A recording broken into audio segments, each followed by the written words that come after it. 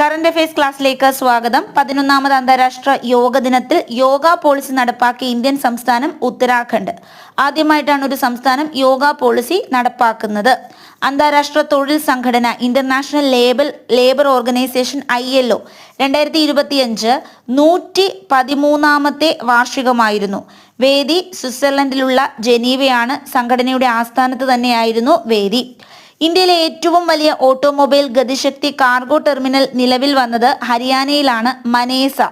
അപ്പോൾ ഏറ്റവും വലിയ ഓട്ടോമൊബൈൽ ഗതിശക്തി കാർഗോ ടെർമിനലാണ് മനേസർ, ഹരിയാന.